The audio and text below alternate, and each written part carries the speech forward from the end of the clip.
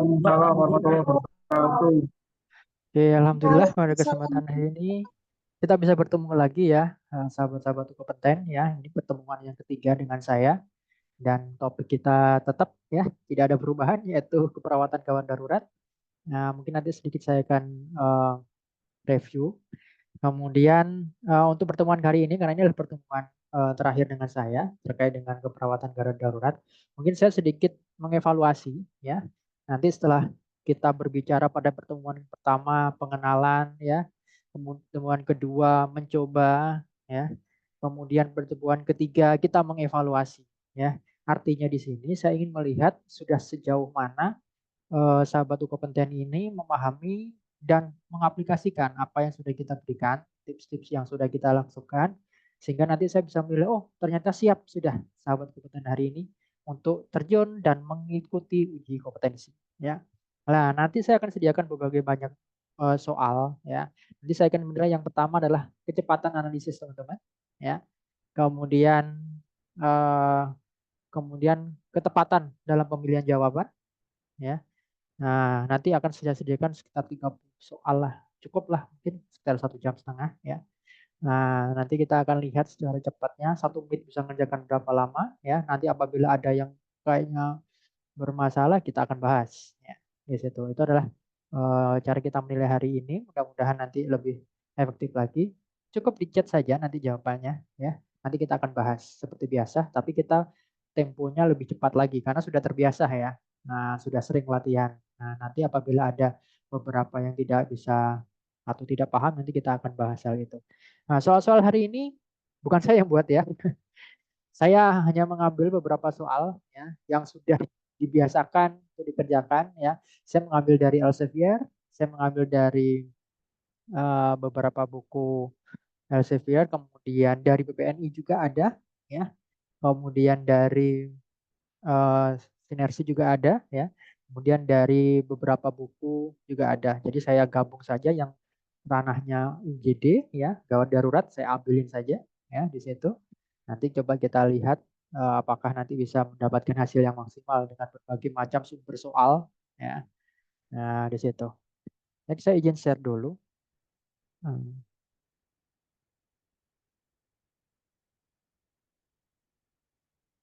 Oke, bisa terlihat ya. Oke, sebelum saya membahas soal, saya akan mengingatkan lagi, mereview kembali tips-tips yang kemarin sudah kita bahas ya. Saya tidak menambahkan hal baru, tapi saya akan mengingatkan kembali, saya patuh kemarin ada yang lupa ya di situ. Oke, pernah kita bahas dulu yang pertama adalah kita komponennya ya. Dalam blueprint e-commerce itu ingat ada etik legal ya. Kemudian ada asuhan keperawatan nanti mulai dari eh, pengkajian sampai evaluasi ya. Sedangkan nanti ada juga pengembangan profesional terkait dengan bagaimana kita sebagai perawat untuk melakukan intervensi baik secara etik ya atau dengan sesuai dengan prinsip-prinsip yang sudah melekat pada profesi kita ya. Nah, itu adalah beberapa blueprint. Nah, di gawat darurat kemarin sudah saya sebutkan, sudah saya berikan tips, mungkin sudah dibaca, sudah dilakukan, yang mudah-mudahan sudah dilakukan. Sehingga nanti kita mempermudah ya. Jadi kemarin saya minta untuk silahkan mencari penyakit terbanyak di IGD ya dan kritis. Anda pelajari apa saja yang perlu dipelajari. Yang pertama adalah algoritmanya, penanganannya, guideline-nya secara terbaku yang sudah baku cukup dibaca, sering dibaca. Yang kedua, review kembali prosedur-prosedur tindakan yang emergensi. Karena kita kembali lagi di emergensi. Ya, gitu. Kemudian pelajari lagi materi BTCLS. Bagi teman-teman yang sudah ikut pelatihan, silahkan direview. Bagi yang belum, mungkin boleh di-share yang sudah ya materinya. Atau teman-teman sudah dulu dapat materi gawat darurat, ya di situ ada. Ya. Kemudian pelajari triase, ya, karena beberapa soal juga akan keluar. Kemudian fokus pada diagnosa keperawatan emergensi, mulai pengkajian sampai evaluasi. Ingat, yang prioritas kalau emergensi kan dulu sudah saya tekankan bahwa satu, kita ranahnya adalah airway breathing stimulation ya. Jadi itu lebih ke fokusnya ke prioritas di situ. Ya, kalau misalkan tidak ada di situ komponennya itu berarti beberapa ada kata kunci yang menggarisbawahi ya di situ. Kemudian ada lagi beberapa tips yang kemarin sudah saya sampaikan ya. silahkan ada latihan kemampuan analisis ya. Kemarin sudah kita latih bahwa ketika Anda sudah terbiasa kemampuan analisis, dalam 1 menit bisa mengerjakan 2 sampai 3 soal. Ya. Tapi kalau misalkan belum terbiasa, 1 menit itu kurang. Bahkan ada beberapa mahasiswa itu membaca itu satu soal itu bisa berkali-kali. Ya, di situ. Kalau kita tidak bisa membiasakan untuk kemampuan analisis. Pertemuan pertama dan kedua sudah kita coba. Dan latih sering soal untuk membiasakan konsentrasi mengerjakan soal dalam 3 jam. Ya, apakah sudah dilakukan? Minimal kalau teman-teman sahabat kompeten mau UKOM, paling enggak sudah 5 kali untuk mengerjakan soal UKOM. Jadi 180 itu paling enggak sudah 5 kali Anda mengerjakan di situ. Anda akan terbiasa. Tapi kalau masih 1 kali, 2 kali, itu masih gawat kalau menurut saya. Kalau di emergensi ini zonanya zona merah ini, ya kan? Nah, karena belum terbiasa. Nah, tapi kalau misalkan Anda sudah mulai 5 kali sudah terbiasa, nah itu nanti Anda udah zonanya zona aman. Nah, kemudian fokus pada kelemahan departemen dalam keperawatan. Jadi Anda sudah ikut tryout beberapa kali sebelumnya. Silahkan Anda kelemahannya di mana itu yang nanti ditambah porsi belajarnya atau porsi review membaca ya. Dan targetkan ini adalah yang harus Anda pegang. Targetkan minimal benar 100 ya. Lebih alhamdulillah, tapi jangan sampai di bawah 100 ya. Nah, ini adalah target yang harus teman-teman sahabat kompeten harus lakukan. Dan yang terakhir, jangan lupa berdoa. Kita sudah ikhtiar, ya. Kita sudah mencoba berbagai macam strategi, berbagai macam metode pembelajaran, tips-tips sudah kita coba. Tinggal kita ikhtiar bagaimana mengerjakan. Insya Allah hasil akan mengikuti. Ya, itu adalah beberapa tips-tips yang sudah kita bahas di pertemuan kedua. Dan alhamdulillah hari ini kita bertemu lagi untuk yang pertemuan yang ketiga. Saya berharap nanti hasilnya bisa maksimal. Ya, baik. Pertemuan ketiga ini nanti kita akan langsung membahas soal-soal yang langsung saja di paket yang terakhir. Main paket 1 sudah, paket 2 sudah, ya. Nggak ada. Kita akan pertemuan ke paket 3 yang dimana ini gabungan dari berbagai macam sumber, ya. Jadi bukan saya yang buat ya, saya tinggal ngambil saja. Kita bahas apakah nanti hasilnya benar-benar bisa kita katakan sempurna untuk siap menjadi peserta dalam uji kompetensi nurse, ya. Nah, di situ. Oke, sebentar. Eh,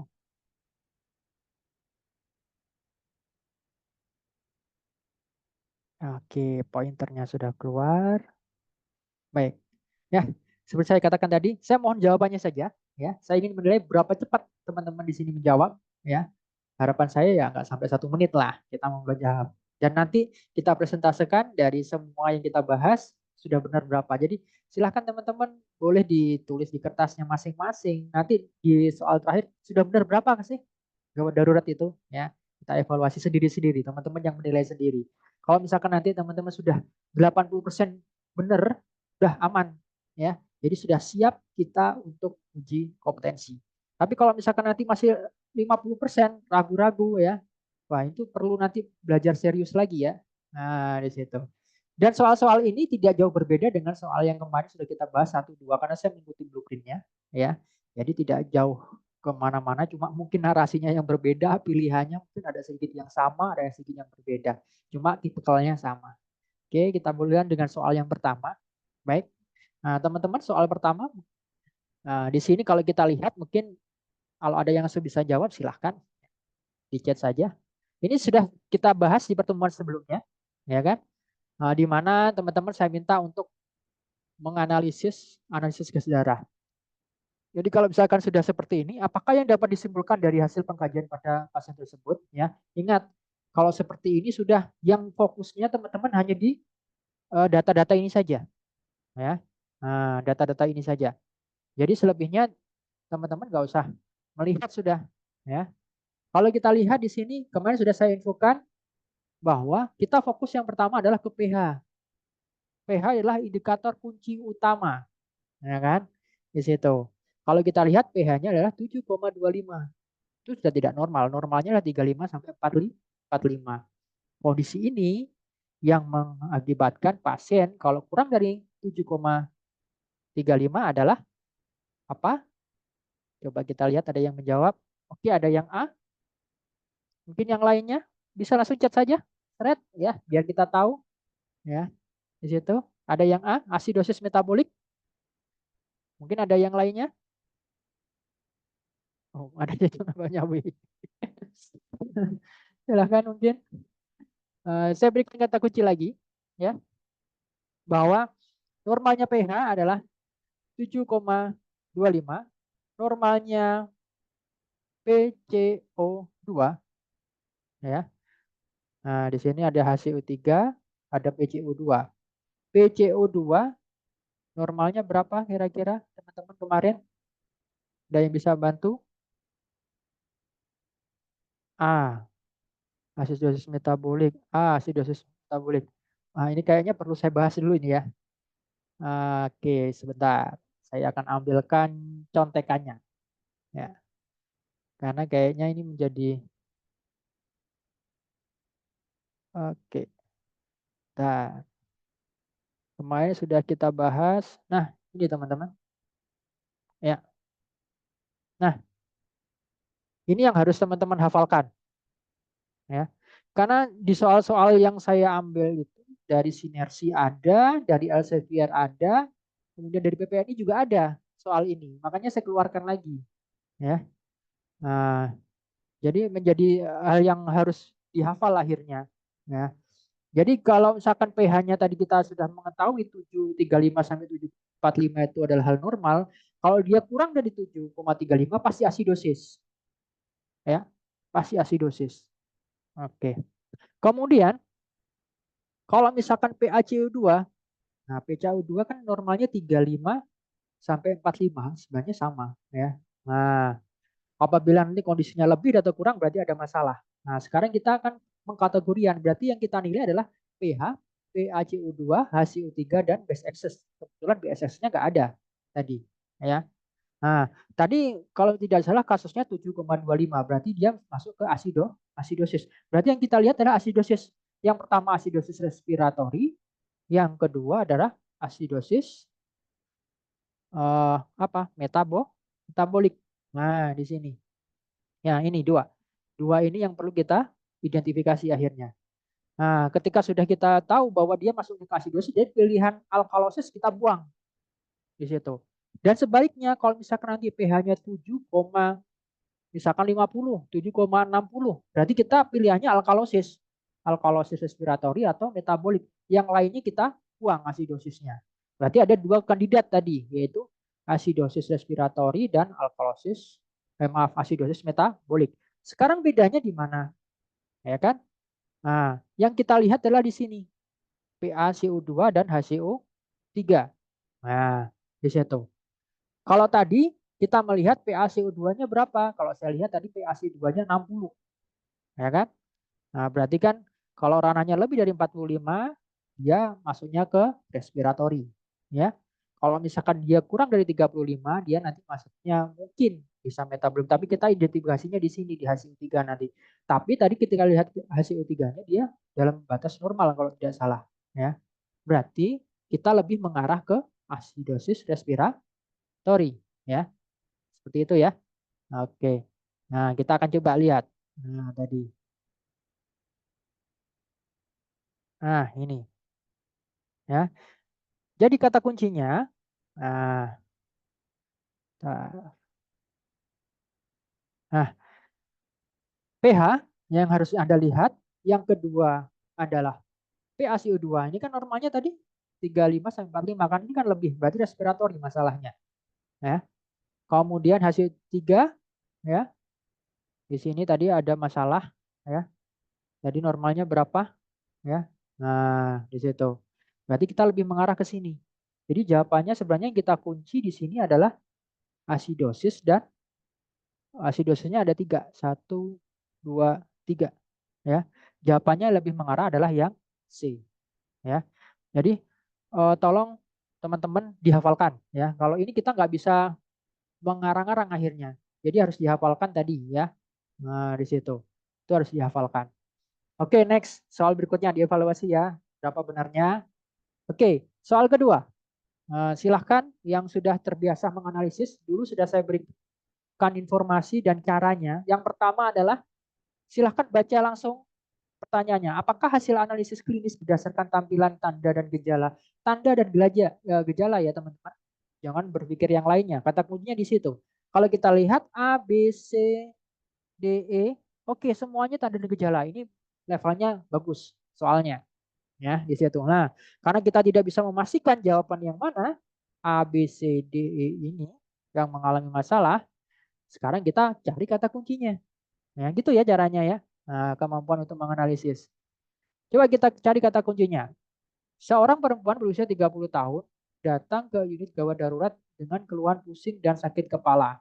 Hasil pengkajian didapatkan data pasien terlihat cemas, merasa kesemutan pada ujung jari dan seputar bibir. Nafas cepat dangkal. Oke, frekuensi nafas 40 kali per menit. Oke, frekuensi nadi sekian. Oke, ada yang sudah memberi jawaban. Oke, ada yang B.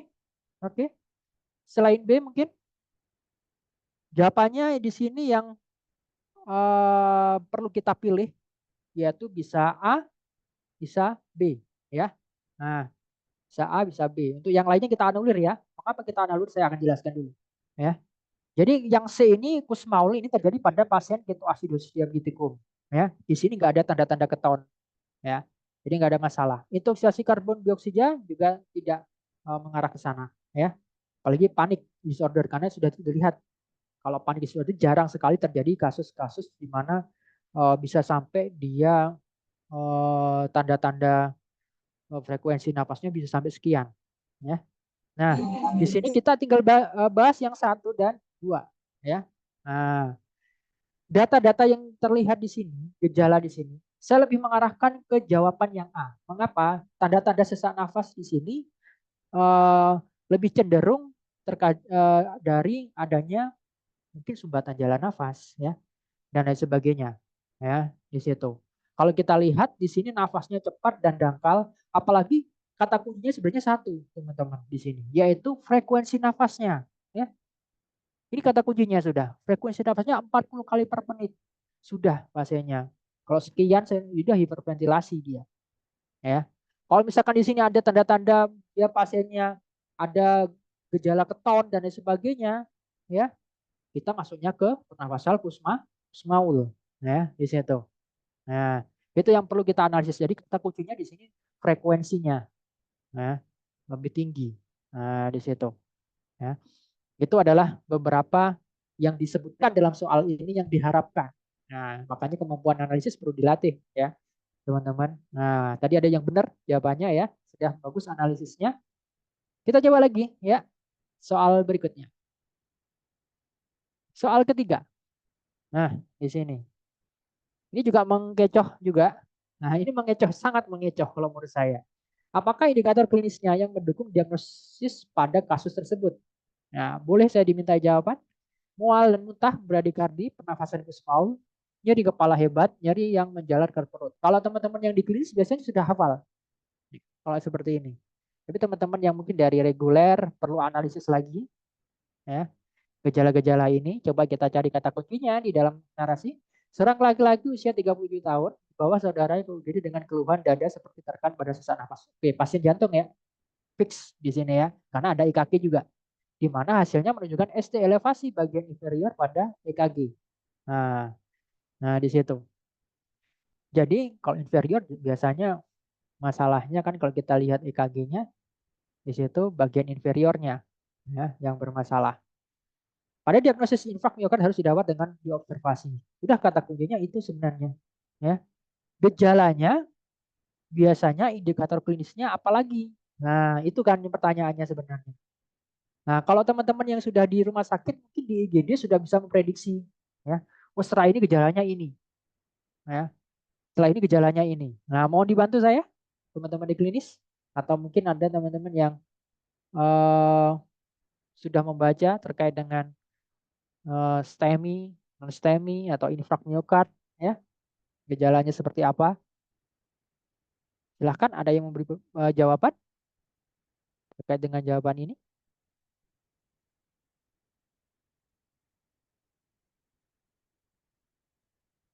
Nggak ada ya? Saya bahas saja ya. Baik.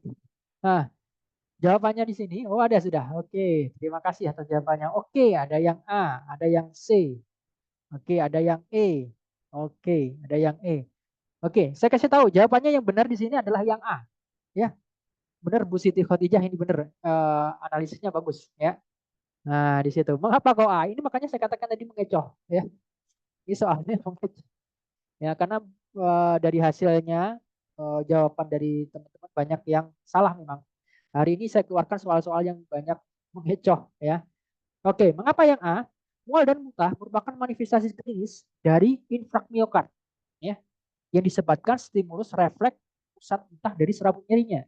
Sehingga biasanya kalau pasien-pasien yang datang ke IGD dengan keluhan nyeri dada, dengan berlanjut apalagi dengan inferior EKG inferior stem ya elevasi ini, biasanya muncul gejala dia mual muntah juga di situ. Bukan masalah pada pencernaannya, karena ini memang adalah stimulus refleks dari pusat muntah ya di situ. Nah, tadi ada juga yang menjawab nyeri yang menjalar ke perut. Biasanya pada pasien ini menjalarnya itu adalah ke lengan, ke rahang, ya, sampai menjalar ke tangan, lengan, ya. Nah, di situ. Nah, itu biasanya gejala yang terjadi pada eh, kasus ini, ya. Kemudian tadi ada lagi jawabannya A, E, ada yang C. C pernafasan Kussmaul. Oh, tidak ya, tidak pernafasan Kussmaul ya. Pernafasan Kussmaul itu adalah pernafasan yang akibat dari kondisi tadi asidosis bisa karena mungkin metaboliknya bermasalah, kondisi ketoasidosis diabetikum ya. Nah, di situ. Jadi kita lebih mengarahkan ke jawabannya yang A. Oh, ini mengecoh bagus soalnya. Kalau menurut saya bagus soalnya. Ya. Jadi nanti teman-teman harus benar-benar bisa menganalisis ya di sini.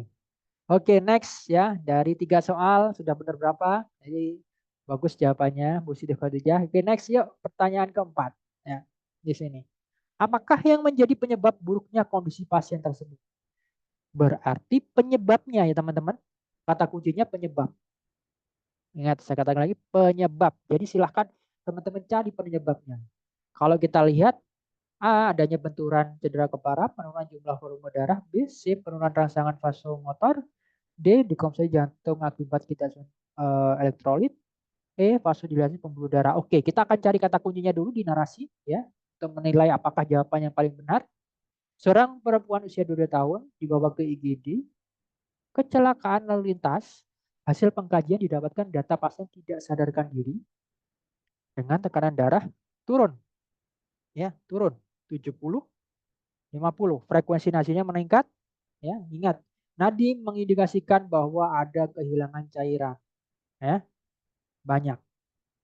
Urin tidak ada dalam 3 jam terakhir. Nah, berarti pasiennya kekurangan cairan. Udah kata kuncinya sudah jelas berarti ya. Di sini nadinya meningkat, kemudian urin tidak ada dalam 3 jam ya. Tensinya ini sudah harusnya benar teman-teman. Ya. Oke.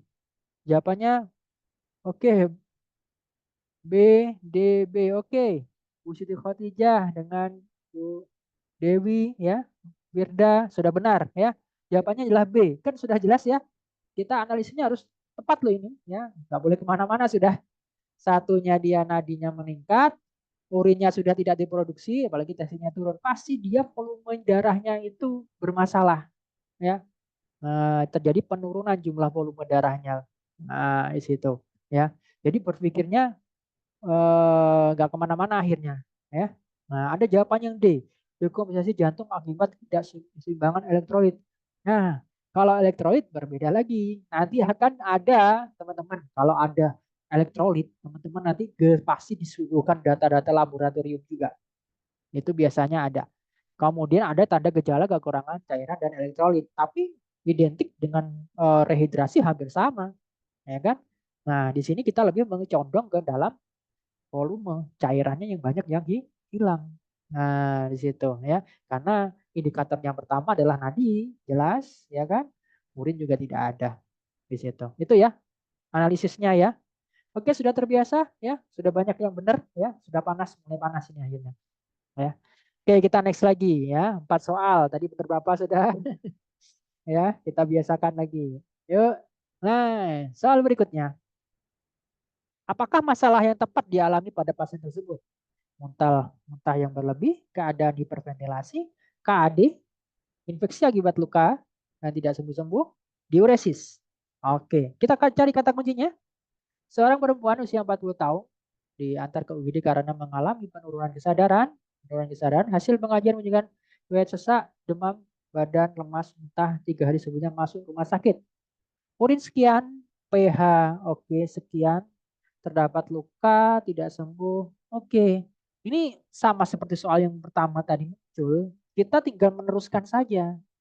Kondisinya apa dulu kita di kata kuncinya ada di sini ya teman-teman. Ini aja kata kuncinya.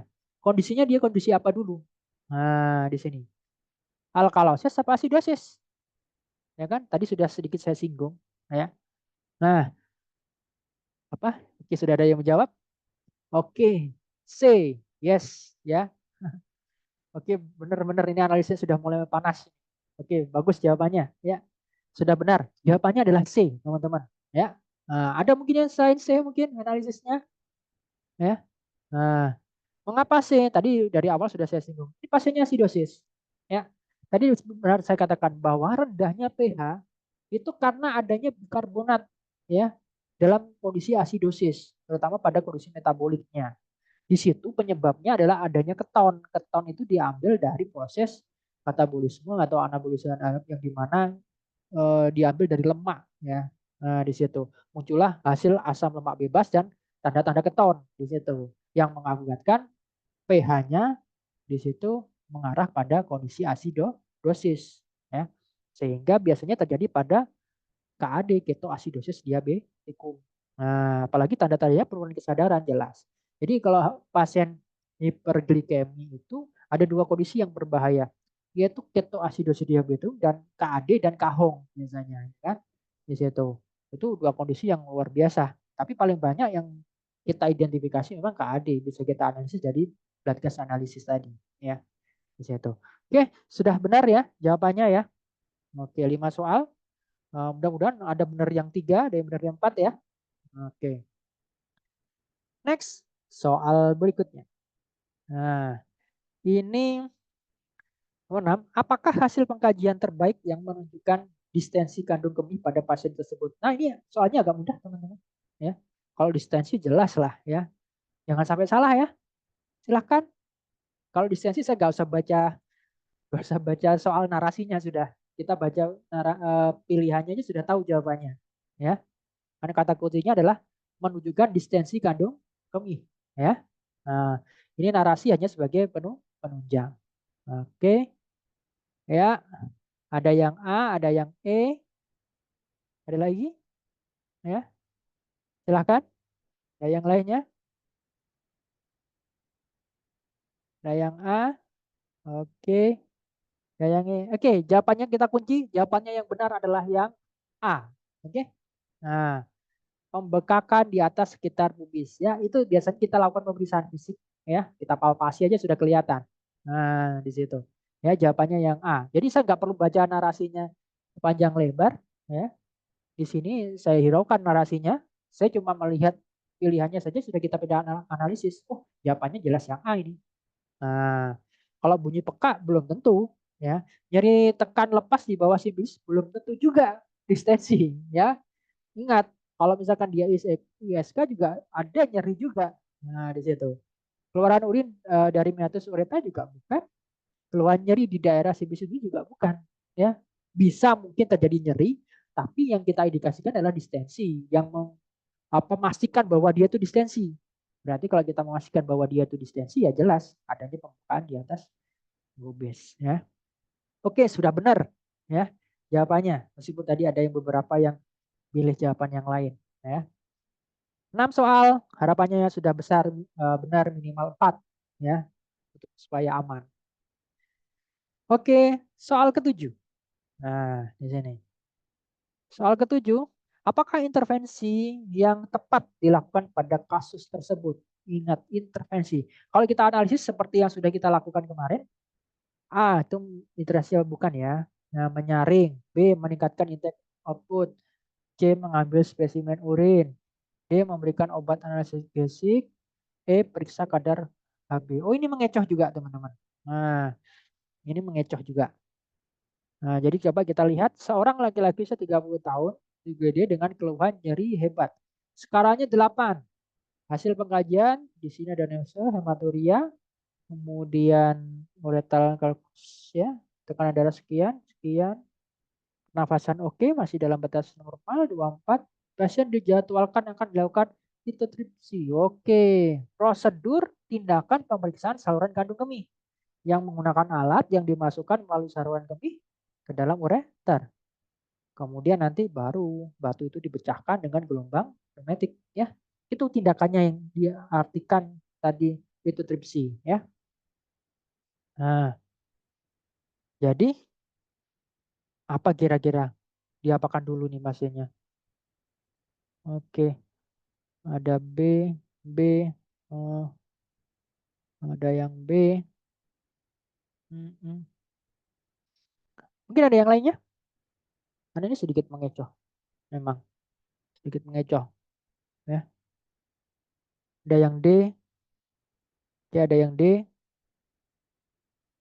Oke, kita kunci jawabannya ya.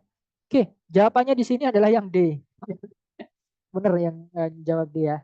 Mengapa yang D? Ya kita kan karena di IGD ya. Nah, kita skala 8 tuh hebat loh. Ya, jadi hebat. Skala 8. Kecuali kalau nanti skala nyerinya mungkin di rentang ringan atau sedang itu berbeda kondisinya. Ya. Jadi kita memberikan obat analgesik dulu untuk mengurangi nyeri karena nanti prosedur tindakan ini kalau nyerinya tidak berkurang juga akan terganggu. Ya. Nah, di situ. Makanya saya tadi katakan ini mengecoh. Nah, kan? Di situ. Jadi kembali lagi teman-teman harus benar-benar kuat analisisnya ya di situ. Oke, sangat mengecoh ya. Bagus soalnya kalau menurut saya. Sekarang kita lanjut ke soal berikutnya. 7 soal, harapannya sudah benar 5 ya. Oke, soal nomor 8. Tindakan yang dapat dilakukan tersebut, apakah sih tindakan yang perlu kita lakukan? Nah, kalau kita lihat di sini, oh ini prosedur. Hanya ngecek saja. Ya. Periksa adanya bagian yang tertekuk ya pada stand drain, naikkan kantong drainase. Oh nggak boleh ya. Dari sini aja saya sudah bisa analisis ya mana jawabannya yang benar ya. Naikkan kantong drainase melebihi atas batas abdomen kita karena itu mempengaruhi nanti. Jadi tidak boleh berikan posisi kebalikan tren pada pasien. Oh jangan, pasiennya sesak nanti. Ya kan? Minta pasien untuk batuk. Nah ini perlu dianalisis apakah mampu pasiennya beri heparin pada cairan dialisis. Wah, untuk mencegah imbalan berarti kan. Ada nggak indikasinya? Kita lihat di narasi akhirnya. Berarti dari A sampai E saya belum baca narasi ya. Kalau kita cek tindakan yang mungkin bisa kita lakukan, saya lebih mencondong ke A. Karena di sini tidak ada efek yang merugikan pasien dulu. Ya. Nah, kita analisis dulu apakah jawabannya A atau E ya atau yang D. Karena yang B sama C kita anulir dulu. Ya. Seorang perempuan usia 40 tahun datang ke unit gawat darurat dengan diagnosis gagal ginjal akut. Oh, gagal ginjal. Oke, pasiennya sekian, tekanan darahnya. Nadi sekian. Oke, suhunya oke normal, HB-nya masih memang tergolong turun ya, tapi nggak masalah. Kreatininnya bermasalah. Oh, peritoneal dialisis dan cairan keluar mengarah ke kantong dan secara perlahan habis. Oke, habis. Ya udah jawabannya sudah A, nggak ada lagi nih. Ya benar ya benar A, nggak ada lagi sudah. Kata kuncinya sebenarnya di sini teman-teman. Kantong dasnya secara perlahan habis. Ini caranya untuk memastikannya kita periksa lagi ya selang drainnya gitu ya. Ada yang menaikkan yang nggak boleh di atas batas abdomen ya dan lain sebagainya. Berarti jawabannya yang A. Sudah benar yang memberikan jawaban ya. Hebat teman-teman yang sudah analisisnya bagus ya. Berarti udah siap ini ya. Ini saya tadi lihat Bu Siti Khadijah ya yang banyak benernya ya. Udah siap kayaknya. Oke, next. Soal ke-9 ya. Nah, nanti soal 10 kita evaluasi ya. Sudah benar berapa dari 10 soal ya. Nah, di situ. Apakah yang menyebabkan timbulnya bengkak pada pasien tersebut? Nah, bengkak, bengkak, bengkak. Oke. Bisa asam urat, B inflamasi, pembentukan tonjolan tulang, erosi kartilago, gangguan autoimun. Oke, kita cari kata kuncinya di narasi dulu. Sebenarnya kalau saya katakan teman-teman, bengkak itu adalah reaksi inflamasi. Sebenarnya itu kata kuncinya. Nggak usah baca di ini ya. Nggak usah baca di narasi sebenarnya. Unit gawat darurat dengan keluhan akut rheumatoid arthritis. Ya. Hasil pengkajian didapatkan data roda karena diderita. Oke, kata kuncinya sudah di sini ya. Rheumatoid arthritis. Nah, ya. Pembekakan jadi sendi mengalami pembekakan. Dengan skala 7 sendi jari kaki mengalami pembekakan. Oke, pembekakan dalam tubuh kita itu ada dua. Yang pertama itu adalah reaksi inflamasi, yang kedua adalah perpindahan cairan, teman-teman. Ya, dua kondisi itu yang paling umum terjadi. Ya, kalau kita lihat di narasinya nggak ada tuh perpindahan cairan. Dia tidak ada masalah pada cairan. Ya, tapi lebih mengarah ke inflamasi. Berarti jawabannya adalah kita lihat ada yang A, ada yang B, ada yang Oke, jawabannya ya sepakat ya, yang B ya. Oke, karena terjadinya inflamasi pada sendi sinovial. Kalau artritis di situ inflamasinya, ya. Nah, kalau kristal asam urat itu adalah nanti urin asid, ya. Masalahnya di situ, ya. Ini bukan urin tapi rheumatoid arthritis, ya. Nah, jadi sudah benar analisisnya. Jadi saya katakan tadi, kalau sudah teman-teman berbicara ada bengkak, itu cuma dua kemungkinannya paling umum ya. Kalau nggak inflamasi, cairan. Udah berpikirnya ke situ aja teman-teman. Ya, nggak usah kemana-mana. Ya, jadi kalau misalkan kita sudah punya analisis seperti itu, tadi membaca A sama E aja di sini jelas inflamasi jawabannya. Ya, gitu caranya. Jadi saya mengajarkan cara untuk menganalisis dan membiasakan pola berpikir supaya kita nanti terbiasa sehingga kalau misalkan ada ngeblank 180 tuh ya soal ngeblank Anda sudah mempunyai kemampuan analisis itu nggak akan khawatir ya saya jamin nggak akan khawatir ya dia sudah bisa memprediksi jawabannya kalau nggak ini karena kemampuan analisisnya sudah bagus. Nah itu yang saya harapkan di situ. Oke, soal 10. Apakah masalah keperawatan yang tepat pada kasus tersebut? Oke, masalahnya apa ya kira-kira ya? Oke, kita coba cari data-data yang mengarah di sini.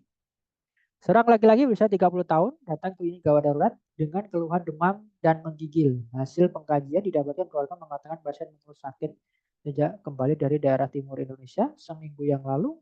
Oke, tensi sekian. Oke, nadinya oke. Nafas oke. Suhu yang bermasalah. Udah nggak ada lagi nih masalahnya. Ya, karena sudah mengarah ke data-data yang mendukung. Sudah keluar suhunya meningkat, dia keluarnya demam dan menggigil. Oke, jawabannya B. Jangan sampai ada yang salah ya. Oke, sudah benar semua. Nah, sekarang silakan analisis. Ya, teman-teman. Dari 10 soal sudah benar berapa? Harapan saya benernya itu 8. Ya. Nah, silakan dievaluasi sendiri-sendiri dari 10 soal. Ya. Jadi kalau teman-teman nanti benernya sudah 8, oke siap. Saya katakan, saya siap untuk mengikuti hukum. Tapi kalau misalkan nanti benernya masih 5, jadi separuhnya ya teman-teman. Silahkan teman-teman berlatih lagi, sering membaca soal paling enggak 3 sampai 4 kali lagi. Ya. Dalam artian 3 sampai 4 kali lagi itulah 3 kali mengerjakan soal 1 kali 80 menit, 180 menit itu sebanyak 3 kali minimal. Ya, di situ. Nah, itu nanti baru kita evaluasi lagi siap enggak sih? Nah, di situ. Karena harapannya kita 80%. Teman-teman harus bisa mengcover. Nah, kalau bisa ada yang 100%, udah siap dah itu. Gitu, ya. Nah, itu adalah gambaran evaluasi pertama kita ya hari ini. Ya, mudah-mudahan hasilnya oke, benernya ya. Nanti yang belum oke silakan ditingkatkan lagi tips-tipsnya tadi ya. Nah, sekarang kita akan masuk ke soal berikutnya. Nah, sekarang kita pembahasan seperti biasa ya. Saya hanya mengevaluasi saja tadi agak cepat ya memang 1 sampai 10 supaya apa? Supaya saya ingin tahu Anda bisa menilai diri Anda sendiri bahwa saya siap apa belum sih untuk pertemuan kita hukum ini ya. Untuk hukum berikutnya saya sudah siap apa belum. Nah, nanti ketika Anda sudah siap, oke kita akan lanjut. Nah, sekarang kita akan masuk soal berikutnya yaitu kita pembahasan seperti biasa ya. Mudah-mudahan nanti ada tambahan ilmu yang lain. Saya akan melatih kembali yaitu kemampuan analisis teman-teman ya terkait dengan beberapa soal. Oke, kembali lagi soal nomor 11 ini dia membicarakan tentang apakah masalah keperawatan yang tepat pada pasien tersebut. Ingat saya membiasakan membaca soal dulu ya teman-teman ya. Karena saya ingin menghemat waktu ya. Baru kita akan cari yang terkait dengan A, B, C, D yang termasuk berbagai macam permasalahan. Karena kita areanya adalah area gawat darurat, teman-teman saya ingatkan silakan ngambil diagnosa yang aktual. Ya, saya belum baca narasi dulu ya. Silakan mengambil diagnosa yang aktual. Itu poin yang pertama. Tapi kalau misalkan nanti data narasinya tidak mengarah ke situ juga nggak masalah. Tapi kita sudah punya mindset ya bahwa kita berada di gawat darurat sehingga analisis kita yaitu adalah emergency. Kalau dari pilihan A, B, C, D, E yang mengarah pada emergency, yang dikatakan aktual itu adalah yang C dan yang E. Ya, yang C dan yang E. Yang lainnya kan risiko. Nah, baru perlu diperhatikan ya, yang lainnya kan risiko. Berarti jawabannya kalau nggak C yang E.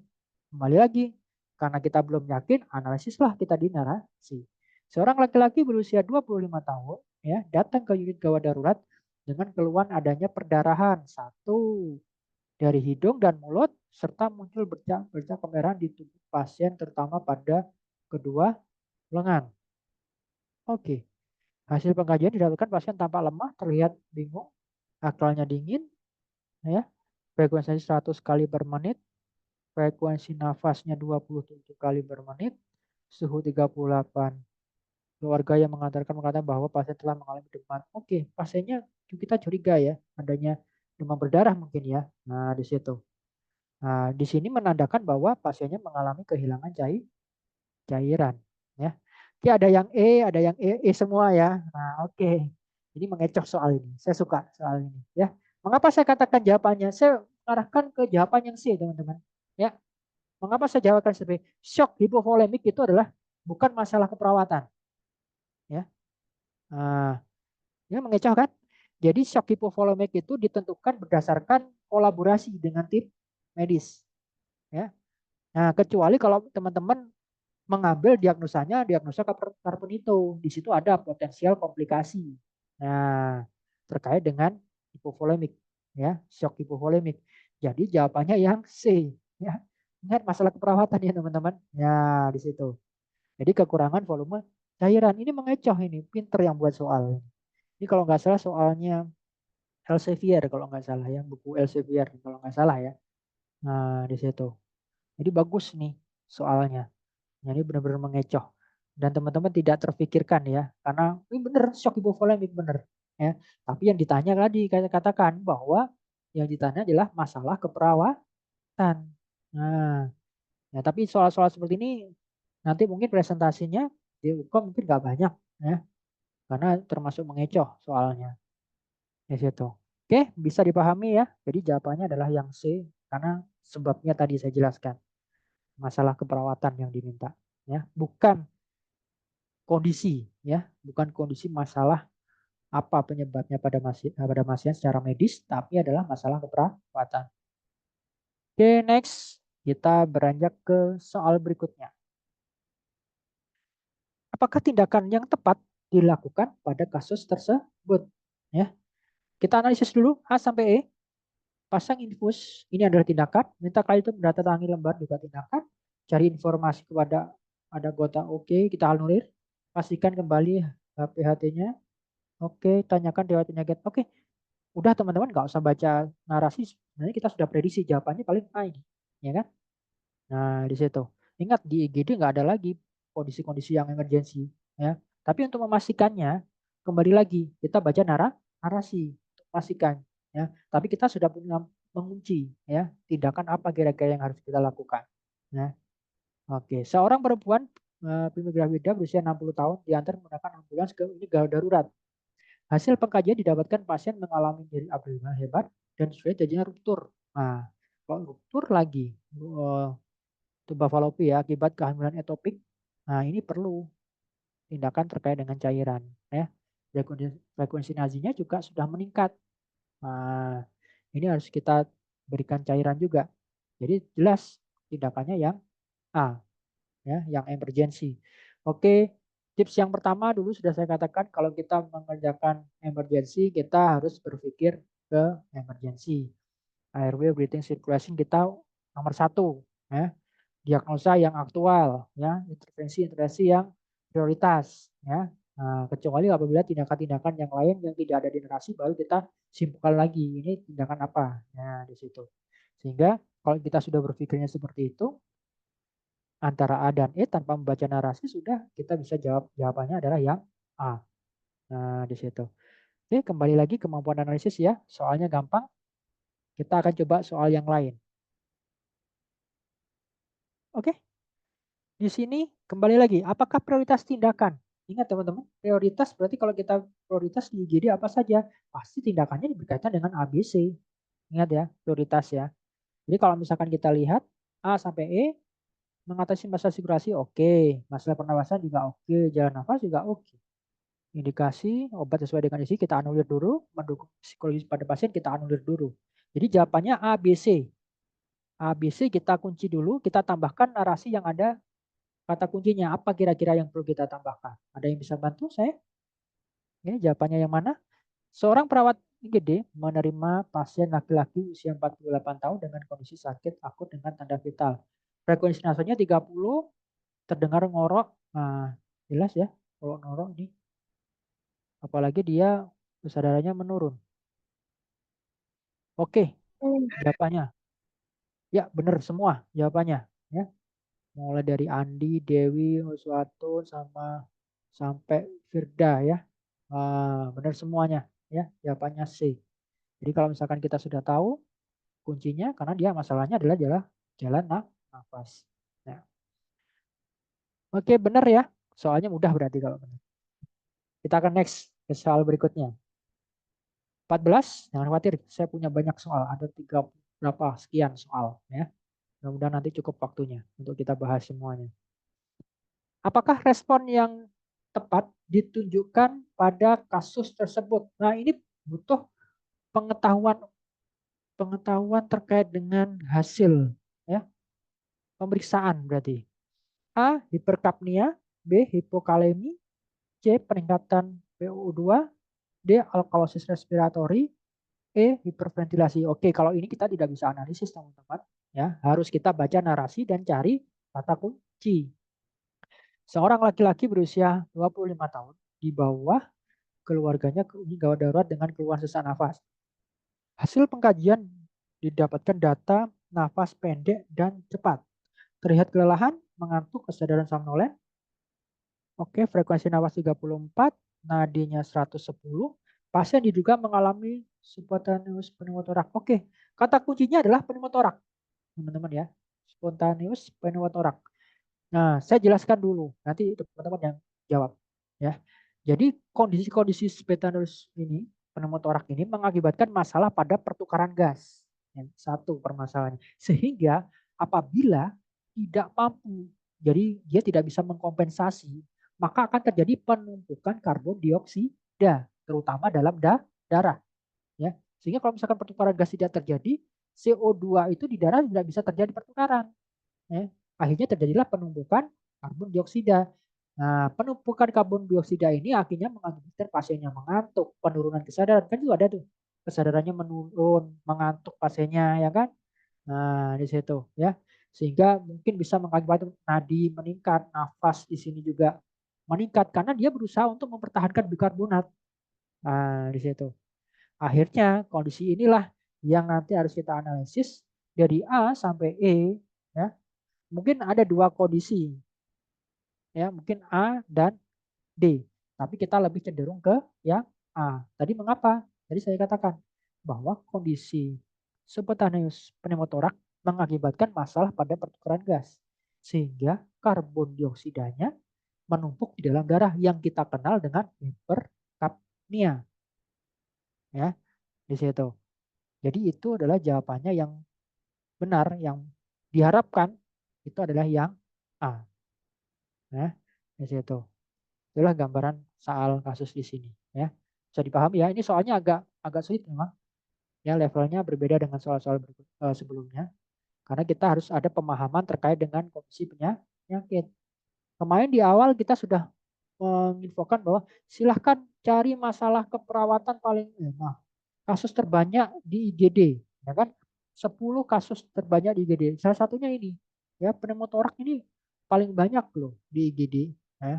Dia salah satu masuk dalam kasus 10 terbanyak yang muncul. Nah, kondisi-kondisi seperti ini. Sehingga perlu kita analisis. Jadi kalau misalkan Anda sudah belajar 10 kasus terbanyak di IGD, silakan mencari pembelajarannya itu terkait dengan pengkajiannya, datanya seperti apa, diagnosa keperawatannya, ya, evaluasinya seperti apa, intervensinya, bahkan algoritmanya yang perlu. Kan kemarin sudah kita contohkan ada beberapa algoritma yang muncul di soal itu, seperti algoritma hipoglikemi, ya kan, algoritmanya stroke, ya, algoritmanya STEMI, ya, pasien jantung, itu muncul di soal-soal, ya, tanpa kita sadari bahwa beberapa algoritma ternyata tahapannya itu muncul. Nah, bagi teman-teman yang kemarin sudah profesi nurse, sudah terbiasa di IGD, pasti hafal. Tapi bagi teman-teman yang belum terbiasa, apalagi yang dari reguler, itu perlu belajar lagi. Kalau sudah misalkan yang non-reg ya, sudah berada di rumah sakit, mungkin sudah terbiasa. Nah, di situ. Jadi itu perbedaannya nanti yang perlu penambahan dalam materi. Tapi ketika teman-teman sudah tahu kemampuan analisis, nah itu bisalah dijawab nanti.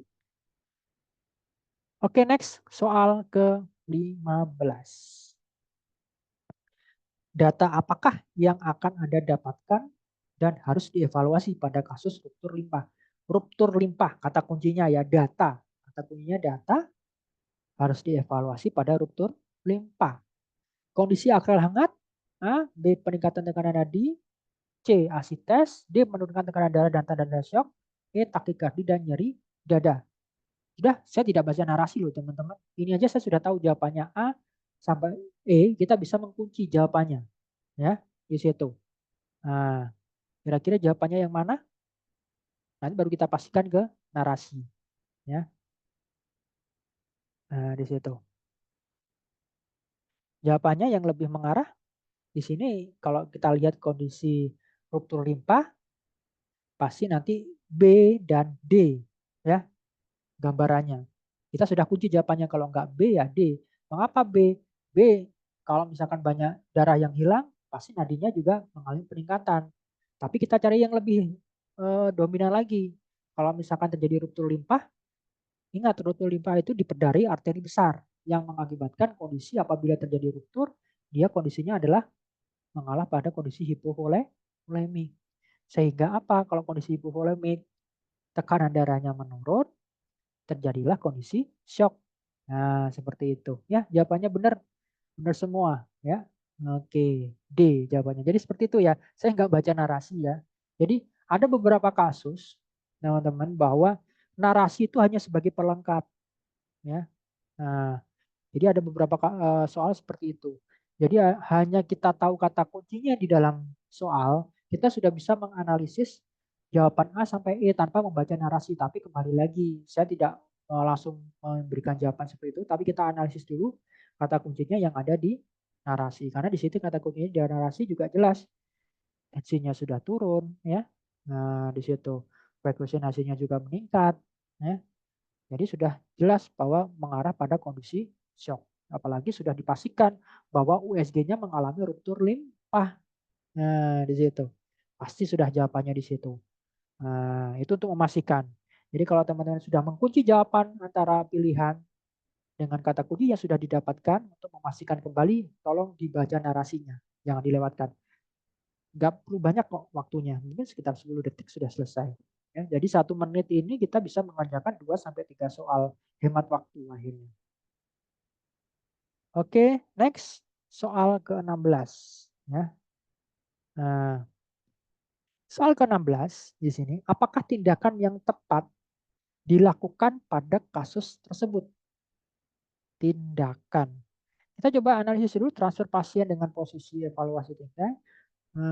Yang terkena transfer pasien dengan terlebih dahulu dipasang. Oke, posisikan pasien semipolar, anjurkan tarik nafas dalam, kolaborasi pemberian obat analgesik.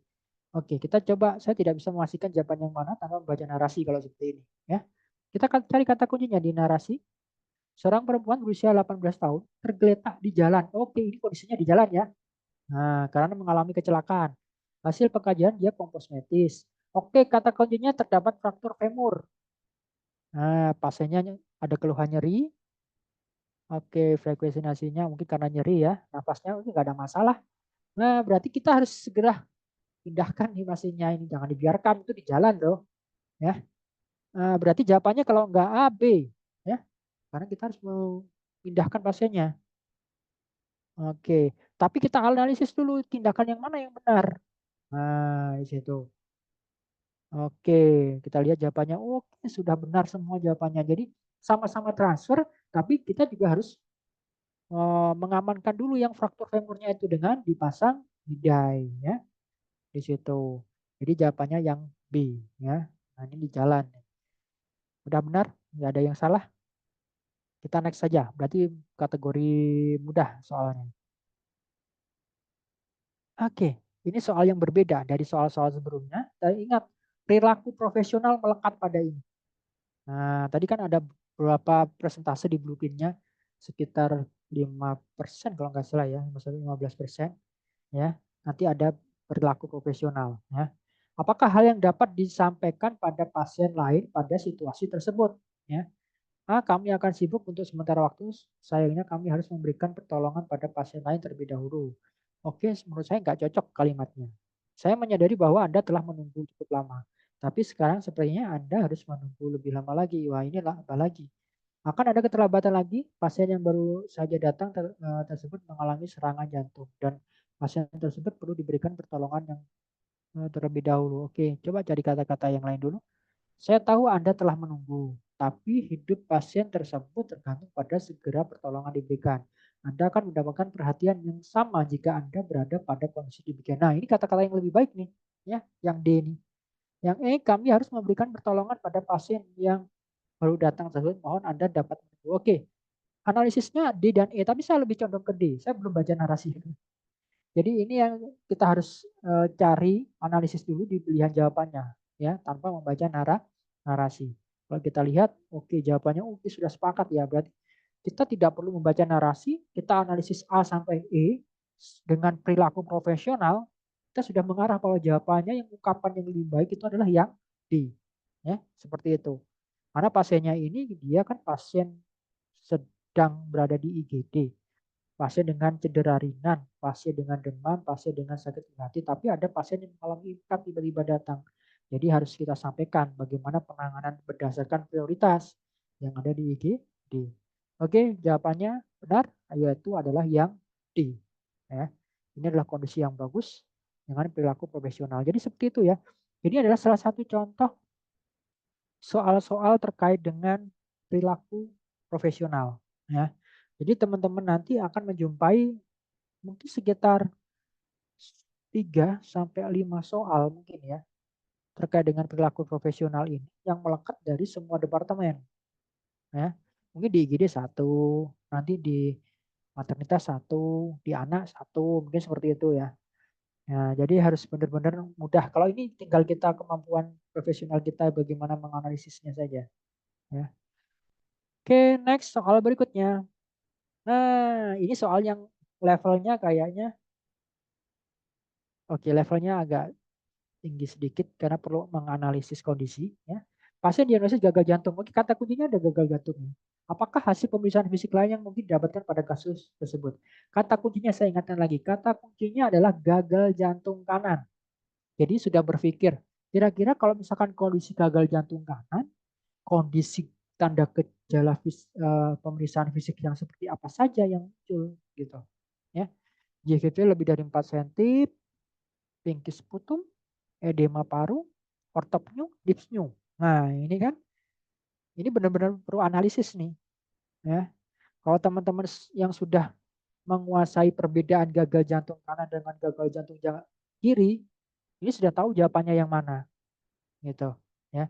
Ini sebenarnya soal ini adalah menuntut kita untuk membedakan gejalanya pasien yang mengalami gagal jantung kanan dengan pasien yang mengalami gagal jantung kiri. Saya ceritakan. Pada kondisi pasien gagal jantung kanan, ya, dapat menurunkan kontraksi ventrikel kanan, sehingga cairan menumpuk di ventrikel dan atrium serta vena cava yang ada, sehingga terjadilah distensi vena jugularis. Itu kondisinya. Ini saya cerita. Nah, kalau misalkan gagal jantung kiri, ya, biasanya itu banyak kondisinya. Nah, contoh misalkan pinkis putum. Ini terjadi akibat pecahnya kapilar alveoli yang disebabkan karena gagal jantung kiri. Ya kan? Di situ. Kalau edema paru akibat dari kegagalan ventrikel kiri lagi, gagal jantung kiri lah. Ya. Nah, sehingga kalau misalkan itu sudah edema, terjadilah kondisi-kondisi seperti dyspneu, ortopneu, ya kan? Nah, makanya kita harus bisa mengenali apa perbedaan gagal jantung kanan dan gagal jantung kiri. Nah, di situ. Yang bikin soal seperti itu maksudnya kayaknya ya. Karena kita disibukkan untuk menganalisis mana sih yang mengalami masalah pada gagal jantung kanan. Jadi dari cerita yang tadi saya katakan, jadi kita lebih condong ke jawaban yang A. Nah, di situ. Jadi kemampuan soal ini menuntut kita untuk menganalisis perbedaan dari kondisi gagal jantung. Ya, jadi itu ya, agak sulit soalnya memang. Kalau kita tidak tahu patofisiologinya gagal jantung kanan dan kiri, ya.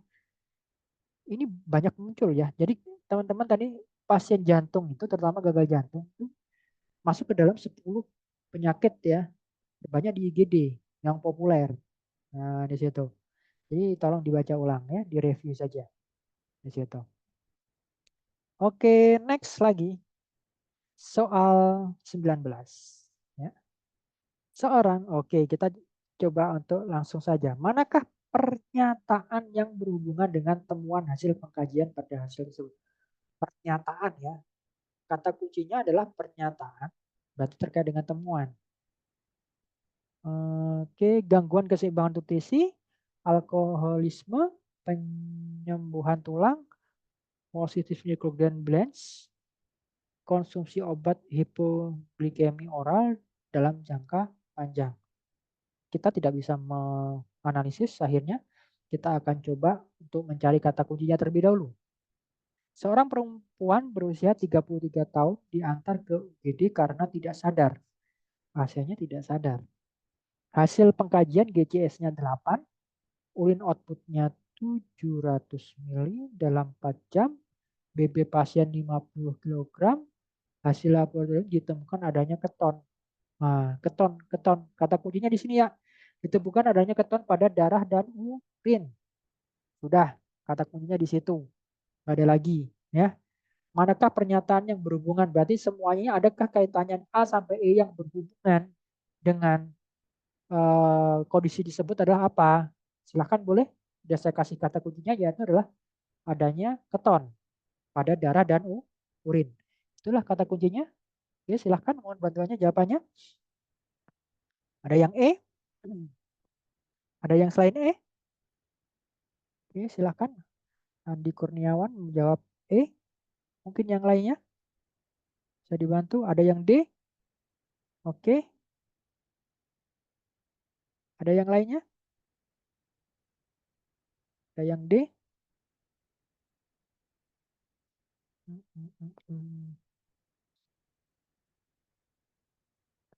Positif nitrogen. Ada kondisi nitrogen balance. Oke. Saya akan jelaskan lagi. Saya jelaskan lagi. Kondisi keton itu terjadi karena beberapa masalah yaitu terjadinya metabolisme yang tidak normal karena menggunakan jalur yang tidak biasanya. Yang biasanya kita mengambil gula darah, kita metabolisme sehingga terjadi proses glikolisis ya. Kemudian nanti terjadi proses ATP. Nah, kondisi-kondisi seperti ini tidak terjadi pada kondisi ini karena insulin tidak ada ya. Insulin tidak ada sehingga gula tidak bisa diserap oleh sel. Akhirnya mengapa kalau tidak bisa diserap oleh sel? Sel yang di situ akan terus melaporkan kepada sistem hipotalamus bahwa kondisinya akan lapar. Ya, akhirnya apa? Terjadilah proses penguraian, ya, yang dari lemak menjadi glukosa. Proses penguraian dari lemak jadi glukosa itu yang nanti mengakibatkan asam lemak bebas dan kondisi keton, ya kan? Nah, di situ asam lemak bebas dan kondisi keton sehingga terjadilah tanda-tanda keton di dalam darah dan urin, ya. Nah, kalau misalkan jawabannya yang E, konsumsi obat hipoglikemi oral jangka panjang, nah seharusnya pasiennya kan hiperglikemi, ya kan? Nah, di sini. Jadi nggak mengarah pada kondisi keton akhirnya. Kalau positif interval balance juga pada kondisi-kondisi eh, keton biasanya terjadi kondisi asidosis, ya. Nah, jadi kondisi ini mungkin tidak terjadi, ya. Nah, jadi pernyataan yang lebih mengarah lagi, saya lebih mengarah ke yang adanya gangguan keseimbangan dalam nutrisinya. Mengapa seperti itu? Tadi saya katakan bahwa jika sel dalam kondisi lapar akan mengakibatkan menguraikan kondisi di mana lemak ya diurai ya gluconeogenesis ya kalau tidak salah seperti itu merubah dalam bentuk glukosa. Hal itu menyebabkan terjadinya asam lemak bebas dan kondisi keton. Nah, itu kata kuncinya. Sehingga jawabannya lebih mengarah yang A. Jadi ini perlu analisis terkait dengan patofisiologi terjadinya perjalanannya penyakit. Ya, soalnya bagus sih, ya. Bagus ini soalnya, jadi perlu analisis lagi, ya. Jadi teman-teman nanti belajar kembali terkait dengan kondisi penyakit, bagaimana patofisiologinya. Nah, saya ingatkan kembali teman-teman, kondisi keton ini sering muncul, ya. Jadi tadi sudah ada berapa soal tadi? Kalau saya hitung tadi sekitar ada 3 soal, ya, yang membahas tentang adanya keton, ya, baik tadi permasalahan Kussmaul, kondisi KAD, ya, dan lain sebagainya. Karena ketoasidosis diabetikum atau kondisi-kondisi berglikemi dan sebagainya itu masuk dalam penyakit yang paling banyak di GD. Ya, silahkan nanti dipelajari atau direview ulang karena soal-soal ini baik itu dari beberapa sumber, buku Elsevier, buku mungkin soal-soal sinergi juga ada, soal dari PPNI juga saya ambil beberapa ada, ya kondisi-kondisi seperti ini, ya. Jadi memang pasti ada kayaknya, ya. Nah, dari beberapa sumber aja sudah mengatakan seperti itu, berarti soal-soal seperti ini nanti mungkin ada muncul, sehingga nanti harapan saya silahkan direview kembali, ya. Jadi seperti itu ya untuk analisis soalnya. Jadi jangan dihilangkan, ya, cukup direview saja, terutama dalam menentukan asidosis dan alkalosis tadi, ya. Itu perlu direview ulang. Oke, next, ya. Soal ke-20. Nah, nanti kita evaluasi lagi ya. Dari 20 soal sudah benar berapa kira-kira? Ya. Nah, apakah penyebab penurunan kondisi pasien pada kasus tersebut? Penyebab penurunan, ya, penyebab penurunan. Berarti ada masalah kondisinya nanti menurun. Di sini apa yang menyebabkan gitu ya artinya ya. Jadi kita coba analisis jawabannya. Pasien lupa mengkonsumsi sulfonilurea. Ini obat hiperglikemi ya. Nah, dosis obat hipoglikemi oral pasien kurang. Kurang. Pasien meningkatkan porsi latihan atau aktivitas. Asupan nutrisi berlebihan. Kemudian asupan insulin pasien berkurang. Oke, kita coba analisis dulu. Seorang perempuan berusia 55 tahun diantar ke UGD karena tidak sadar. Pasiennya tidak sadar. Pengkajian GCS-nya 6. Keringat dingin, hasil pemeriksaan laboratorium gula darahnya 40. Pasiennya hipoglikemi ya teman-teman. Hipoglikemi. Pasien didiagnosis diabetes mellitus sudah 5 bulan yang lalu. Rutin. Oke, apa penyebab penurunan kondisi pasien pada kasus tersebut? Oke, ingat berarti kondisi apa? Jadi intinya kondisi apa yang membuat pasiennya itu tiba-tiba hipoglikemi, gitu kan hasilnya. Nah, kondisi apa kira-kira dari A sampai E? Kalau A nggak mungkin ya kan, dia kan obat hiperglikemi. Seharusnya kalau kemudian B dosis obat hipoglikemi oral pasien kurang. Oke, jawabannya C ya. Ini ada Mas Andi menjawab C ya. Oke, pasien meningkatkan porsi latihan atau aktivitas. Ya, kata kunci. Kalau saya belum saya benar C ini. Yang dia asupan nutrisi berlebih kan nggak mungkin juga. Ketika kita makan, masa kita kondisinya hipoglikemi ya. Asupan insulin pasien berkurang juga nggak mungkin juga. Jadi jawabannya jelas yang C ya, terjawabannya ya untuk ini ya Mas Andi ini ya Andi Kurniawan benar ya. Jawabannya yaitu yang C. Jadi perlu analisis ya. Oke, dari 20 soal sudah benar berapa? Ya. Saya berharap lebih dari 15 sebenarnya. Paling enggak 16 ya. 16 soal ya. Jadi kalau 16 soal sudah 80%-an lah. 16 atau 17 ya, udah aman. Kalau misalkan ada yang masih benar 10 ya atau 10 ke bawah. Tadi saya ingatkan kalau Anda masih masih benar 10, ditingkatkan cara belajarnya. Silahkan Anda membaca 3 kali lagi cara mengerjakan soal UM dikali 180 menit. Untuk menganalisis terbiasanya Anda mengerjakan soal. Kondisi itu yang nanti akan membuat Anda terbiasa untuk menganalisis. Ya, itu kondisinya. Jadi bagi teman-teman di sini yang benarnya kurang dari 10, saya harapkan mumpung masih ada waktu, ya, mumpung masih ada waktu, silahkan belajar lagi, review kembali lagi soal-soal, baik itu secara mengerjakan ataupun mendengarkan, ya. Karena ada beberapa orang yang suka mendengarkan, ya. Nah, di situ. Oke, kita coba lagi 5 soal lagi, masih ada waktu. Oh, udah masih ada waktu. Kurang lebih sekitar 10 menit ya, 10 sampai 15 menit. Kita coba 5 soal lagi lah, ya. Kita coba 5 soal lagi. Oke, masalah keperawatan. Oke, apakah ini tipe ya? Apakah masalah keperawatan yang merupakan prioritas pertama yang mengancam kehidupan pada pasien tersebut? Ingat bahwa kalau kita sudah menganalisis ya masalah keperawatan yang utama prioritas di GD, ingat kita fokusnya adalah A, B, C. Udah kita analisis dulu. A, kurang pengetahuan, udah anulir. B, oke kita ambil. C, vertigo, oke lah kita ambil. D, gangguan nutrisi, ya mungkin ya. E, gangguan proses. Tapi kalau misalkan B, C, D ini kita analisis yang merupakan masalah IGD yang emergensi itu yang B, ya. Nah, tapi kita jangan ini dulu, percaya dulu. Saya katakan ya, kita jangan percaya dulu. Nah, dalam artian kita harus melihat narasi untuk memastikan apakah sih benar sih jawabannya tadi itu adalah yang B. Seorang perempuan berusia 47 tahun diantar ke UGD dengan keluhan jantung. Berdebar-debar hasil pengkajian, mata pasien tampak melotot, tangan terlihat tremor, serta berkeringat dingin, frekuensi nadium meningkat. Tiga-tiga saat ini pasien tampak gelisah. Kalau dari kondisi seperti ini, kayaknya masalahnya adalah terkait dengan hormon, ya.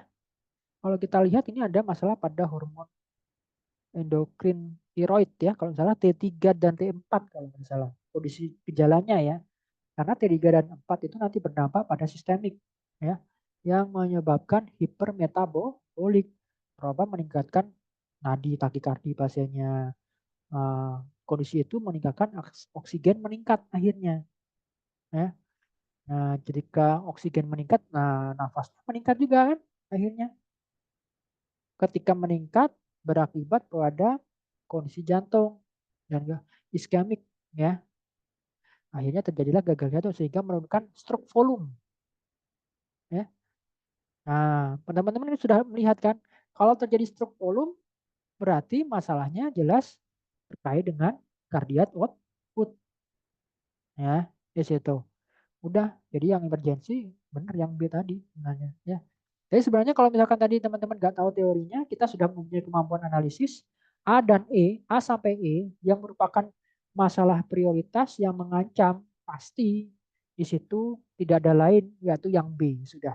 Itu aja kalau misalkan tidak ada tahu teorinya ya. Karena kemampuan analisis kita sudah bermain di situ ya, membiasakan diri sehingga sudah benarlah jawabannya yang B. Nah, karena dari A sampai E itu yang mengancam, yang lainnya nggak ada, masa kurang pengetahuan bisa mengakibatkan kematian. Nah, di situ. Jadi harus bisa menganalisis seperti itu ya. Oke, next. Nomor 22, agak cepat waktunya mau habis ternyata. Apakah tindakan yang tepat dilakukan pada kasus tersebut? Tindakan lagi. Kalau kita lihat tindakan IGD ya, saya belum baca narasi, melakukan teknik distrasi, melakukan perawatan luka, oke mungkin, memecahkan bola, oke. Memasang AC, ya ini. Kolaborasi dengan agresif mungkin iya di IGD. Tapi coba kita lihat, seorang laki-laki berusia 38 tahun diantar ke UGD karena luka bakar. Oke, luka bakar. Kalau luka bakar tadi apa saja ya? Melakukan perawatan luka, memecahkan bola, dan memasang kasus IV ya. Kalau luka bakar di sini pasiennya ingat, kalau luka bakar itu pasti kehilangan cairan juga berpengaruh. Nah, di situ. Sehingga perlu kita identifikasi pasiennya. Pasti banyak kehilangan cairan juga sehingga kita perlu memberikan cairan namanya rehidrasi. Karena luka bakar itu apalagi kalau derajatnya ini sayangnya tidak ada derajatnya ya di situ. Jadi semakin tinggi derajat lukanya berarti kita harus segera merehidrasi karena kita di pertemuan sebelumnya sudah kita bahas bahwa luka bakar yang muncul biasanya kita disuruh menentukan derajat, yang kedua kita disuruh menentukan berapa cairan yang harus diberikan pada pasiennya. Nah, di situ dan lain sebagainya. Jadi kalau misalkan jawaban yang benar adalah yang D ya di sini. Oke, next soal ketiga ya. Eh, Oke, ini di bencana ya. Satu soal bencana ya.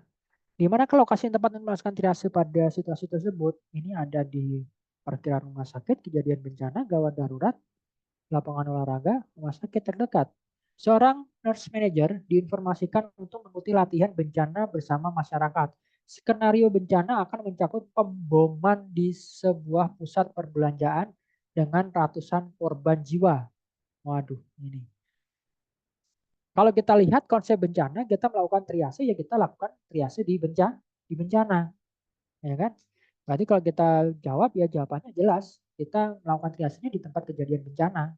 Nah, mengapa kok tidak di rumah sakit saja terdekat ataupun yang lainnya? Ingat, ini kondisinya pemboman loh, ya. Biasanya pemboman juga mencari tempat-tempat yang strategis ya, yang untuk dilakukan pemboman lagi, ya. Karena rumah sakit resiko juga. Nah, kecuali kalau bencana alam dan sebagainya, kita indikasikan yang lainnya, ya. Tapi kita lebih memprioritaskan yaitu triasenya di kejadian bencana. Karena ada triase bencana, ada triase di rumah sakit. Di bencana juga ada triase, ya. Itu jawabannya yang B. Satu soal bencana ya, tadi nggak kelihatan sih. Baru satu soal, ya. Oke, satu soal lagi. Di sini pasien diobservasi pada oke. Apakah data prioritas yang perlu diperhatikan selama masa observasi? Ya, prioritas. Tingkat kesadaran juga prioritas. Tekanan darah, perdarahan, nyeri tidak terlalu ya. Nadi ya. B A B C E ya. Ini juga prioritas. Cuma kita cari narasinya ya, teman-teman. Seorang laki-laki berusia 40 tahun diantar di UGD dengan keluhan nyeri kepala akibat kecelakaan, tertimpa kayu saat bekerja. Oke, dia tidak sadar. Kemudian muntah mual ya. Berarti tadi masalahnya adalah terkait dengan sistem saraf ya di situ. Jadi kalau misalkan kita lihat sistem sarafnya berarti tingkat kesadaran ya. Nah, itu. Itu yang perlu kita evaluasi. Nah, oke, mungkin waktunya sudah habis ya. Jadi keluar sendiri tadi ya, kurang beberapa menit. Sebelum saya akhiri, tolong dievaluasi teman-teman dari 24 soal tadi yang kita bahas. Teman-teman sudah benar berapa? Ya. Saya harapkan sudah benar di atas 20 ya, atau 20 lah. 20 soal sudah benar atau 19 20 lah. Ya, itu sudah mendekati aman untuk soal-soal tadi ya. Jadi kalau misalkan nanti teman-teman masih ada yang kembali lagi di bawah 15, silahkan teman-teman belajar kembali ya. Belajar lagi, diseringkan kembali, dan saya coba mengingat kembali apa saja yang perlu teman-teman siapkan. Yang pertama adalah mencari 10 kasus terbanyak, silahkan dievaluasi. Apa saja yang dievaluasi, mulai dari pengkajian, intervensi, penentuan diagnosa, dan evaluasi. Dan yang paling penting, yang paling banyak tadi muncul adalah terkait dengan algoritma. Yang kedua, di situ teman-teman nanti akan disuguhkan kasus-kasus terkait dengan BPJS dan bencana. Ya, itu biasanya akan muncul. Dan perilaku profesional. Ya, perilaku profesional. Nah, kemudian ada beberapa soal-soal mungkin yang eh, triase ya. Nah, tadi ada beberapa, nggak ada ya. Tadi sebenarnya ada soalnya di samping karena waktunya habis. Biasanya nanti ada triase soal, ada disuruh menentukan triase ya. Jadi itu adalah beberapa soal yang muncul di dalam kegawat daruratan. Jadi silakan teman-teman belajar dan saya ingatkan kembali kemampuan untuk analisis soal. Sehingga kalau sudah yang kita contohkan tadi, teman-teman sudah bisa menganalisis, saya yakin ketika teman-teman ngeblank sudah tahu tuh jawabannya kalau enggak ini. Meskipun tidak terlalu yakin, tapi paling enggak silahkan dijawab lah sesuai dengan yang paling mendekati. Ya, di situ. Karena sayang kalau tidak terjawab. Ya, di situ. Itu adalah kemampuan yang membantu kita ketika kita tidak tahu teori. Nah, atau lupa. Nah, di situ. Ya, mungkin itu yang bisa saya sampaikan untuk pertemuan kali ini. Mudah-mudahan hasilnya bagus ya. Tadi ada yang aktif ya. Ada Mas Andi, ada Bu Siti kalau nggak salah tadi ada Mbak Dewi juga ya. Di situ tadi sudah aktif, banyak jawaban yang benar ya. Mudah-mudahan nanti menjadi eh, apa ya, menjadi salah satu jawaban ya, sehingga kita evaluasi adalah itulah perwakilan dari teman-teman di sini semua, sehingga kita sudah mengatakan siap untuk ujian kompetensi periode berikutnya. Ya. Mungkin itu yang bisa saya sampaikan, Nurse Heri. Mungkin Baik, eh, saya kembalikan ke Nurse Heri. Terima kasih banyak ya. Semoga sukses hukumnya untuk periode ini dan lulus dengan hasil yang diharapkan. Terima kasih. Assalamualaikum warahmatullahi wabarakatuh. Waalaikumsalam warahmatullahi wabarakatuh.